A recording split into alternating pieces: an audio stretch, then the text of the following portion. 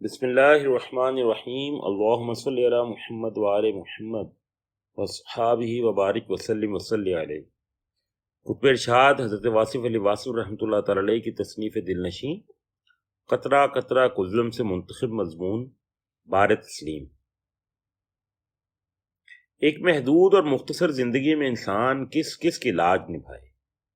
سب واجب الاحترام ہیں، سب لائق تعظیم ہیں، سب صاحب ارشاد ہیں، سب قابل تقلید ہیں، لیکن مجبوری تو یہ ہے کہ عرصہ حیات ہی قلیل ہے۔ اس میں اتنی تسلیمات اور اتنی اطاعتوں کا پورا ہونا ممکن ہی نہیں۔ ہم پر کثرت قائدین کا خوفناک تسلط ہے، کثیر المقصدیت کا شدید دباؤ ہے، ہم پر اعصاب شکنی کے وبا نازل ہو چکی ہے۔ مجبوریوں کے حصار میں جکڑے ہوئے انسان پر اطاعتوں کی یلغار ہے۔ انسان جائے تو کہاں جائے؟ اللہ کے احکامات ہی لیجئے۔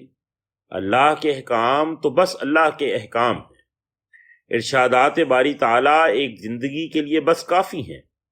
اوامر و نواہی کا سلسلہ ہائے روز و شب سے زیادہ ہے، اور زندگی ہے کہ گردش روزگار کی چکی میں ہے۔ آج کے دور میں ایک انسان بے شمار طاقتوں کے سامنے جواب دہ ہے۔ وہ کرے تو کیا کرے؟ اپنی اصلاح کی طرف توجہ کرے، اپنے باطن کی سیاہیوں کو دور کرے، اپنے پیٹ کی آگ کو بجھائے، اپنی پیشانی کو سجدوں سے سرفراز کرے، اپنی راتوں کو قیام و رکوع و سجود کی دولت سے مالا مال کرے۔ اگر کسی طریقے سے ایسا کر ہی لے تو اسے رموز مملکت سے آشنائی کیسے ہو؟ درویش سربراہ بالعموم مخلوق کو خالق کے حوالے کر کے اپنی عاقبت کو روشن کرتے رہتے ہیں۔ اللہ والے اکثر مخلوق سے ایسے بے نیاز ہو جاتے ہیں جیسے خدا نہ کرے وہ مخلوق کے خالق ہوں۔ بے نیازی خالق ہی کو زیب دیتی ہے، کیونکہ وہ کسی کے آگے جواب دہ نہیں۔ سربراہ بے نیاز ہو جائیں تو انہیں غافل سربراہ کہا جاتا ہے، اور غافل سلطان رعایا پر ایک آزمائش کی گھڑی ہوتا ہے۔ مشکل تو یہ ہے کہ خدا کو راضی کرنا الگ بات ہے اور مخلوق کو راضی کرنا اور شے ہے۔ دونوں کو بیک وقت راضی رکھنا بہت مشکل ہے۔ جب تک حالات یکساں نہ ہوں تسلیم یکساں نہیں ہو سکتی۔ تسلیم یکساں نہ ہو تو سلوک یکساں نہ ہوگا، اور سلوک یکساں نہ ہو تو سب کا راضی ہونا ناممکن ہے۔ نیک سربراہوں کا پریشان ہونا فطری بات ہے۔ اللہ کے احکام کی اطاعت میں پورا اترنے کے لیے پوری زندگی بھی کافی نہیں۔ اللہ کی اطاعت کے ساتھ ساتھ اللہ کے حبیب صلی اللہ علیہ وآلہ وسلم کی اطاعت بھی لازمی ہے۔ آپ صلی اللہ علیہ وآلہ وسلم کا ہر عمل سنت ہے اور اس کی پیروی لازم ہے۔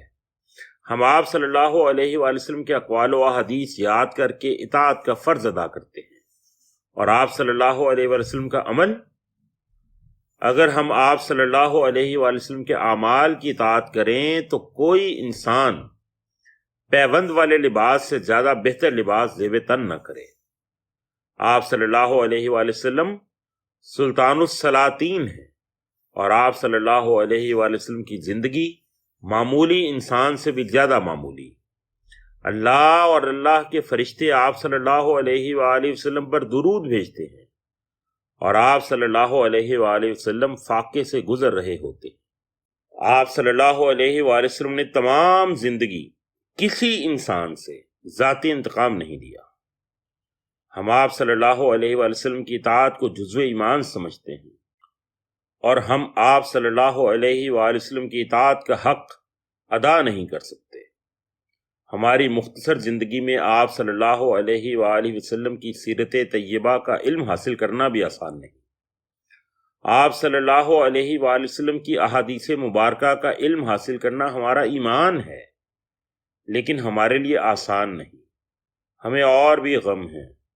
ہم تسلیم کا بار کیسے اٹھائیں گے؟ اگر اللہ اور اللہ کے حبیب صلی اللہ علیہ وآلہ وسلم کی اطاعت تک بات ہوتی تو خیریت تھی۔ ہمارے لیے اور بھی فرائض تسلیم ہیں۔ قرآن کا علم، قرآن فہمی، قرآن دانی، جبکہ ہم عربی زبان سے اتنے آشنا بھی نہیں۔ مختصر زندگی میں قرآن کریم کا علم حاصل کرنا سب کے بس کی بات نہیں۔ اپنی زندگی کو منشائے قرآن کے مطابق بسر کرنا فرض ہے، سعادت ہے، لیکن این سعادت بزور بازو نیست۔ ہماری زندگی اگر اسے 60 سال ہی مان لیا جائے تو اس زندگی میں سے 20 سال سے زیادہ نیند کا عالم ہے۔ اس زندگی میں سے کچھ سال بک جاتے ہیں۔ ہم زندگی بیچ کر زندگی بسر کر سکتے ہیں۔ زندگی کا پریشر بس پریشر کوکر ہی ہے۔ انسان پستا جا رہا ہے۔ ہم لوگ پوری محنت کرنے کے بعد بھی زندگی کی ضروریات پوری کر سکنے کے قابل نہیں ہوتے۔ ضرورت کے پاؤں حاصل کی چادر سے باہر ہی رہتے ہیں۔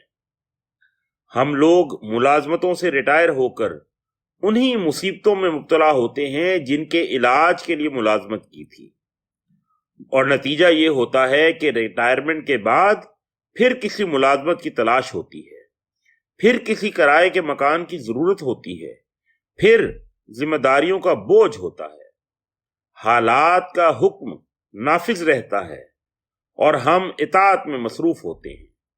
کس کا حکم مانا جائے؟ ضرورت کا حکم، بیماریوں کا حکم، سماج کا حکم، اور پھر مذہب کا حکم، اس پر مستضاد حکومت کے احکام۔ بات یہاں تک ختم ہو جاتی تو گزر ممکن ہونے کی صورت رہ جاتی۔ ہم پر اور بھی اطاعتیں واجب الادا ہیں۔ صحابہ کرام رضوان اللہ تعالی علیہم اجمعین کے ارشادات ہمارے لیے مینارہ نور ہیں۔ ہم جان پر کھیل کر بھی ان کی اطاعت کریں گے۔ ائمہ کرام کی اطاعت، فقہاء کی اطاعت، اور پھر اولیاء کرام و علماء حق کے ارشادات ہمارے لیے جادہ حق کے روشن سنگ میل ہیں۔ ہم اطاعت پر مجبور ہیں اور اس مجبوری پر مسرور ہیں۔ اتنی مجبوریوں میں اور بھی آوازیں شامل ہو جاتی ہیں۔ اقبال کے ارشادات، کبھی اپنے من میں ڈوب جانے کا حکم، کبھی زمان و مکان توڑ کر نکل جانے کا حکم۔ اقبال کی اطاعت ہم فرزند اقبال سے زیادہ تو نہیں کر سکتے۔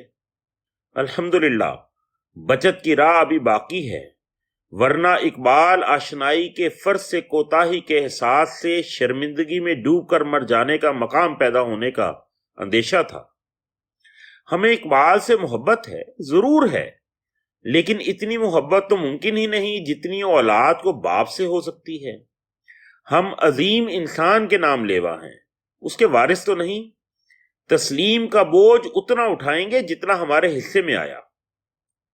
ہم پر قائد اعظم کے ارشادات کی تسلیم کا حق ادا کرنے کا فریضہ عائد ہوتا ہے۔ قائد اعظم کا ہر قول ہمارے لیے قول سدید ہے۔ قائد اعظم کی زندگی بھی ہمارے لیے ایک عملی نمونہ ہے۔ اس کا اسلامی تشخص بھی ہمارے لیے نمونہ ہے۔ جتنا اسلامی عمل قائد اعظم اور اقبال کے پاس تھا، بس اتنا ہی اسلامی عمل ہمیں منظور ہے، لیکن ہمارے علماء اتنے عمل سے راضی نہیں ہوتے۔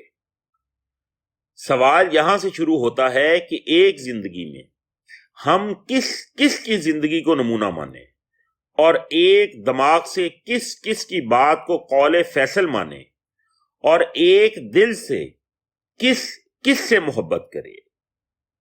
ہمارے لیے تسلیم کا بار گناہ ہے۔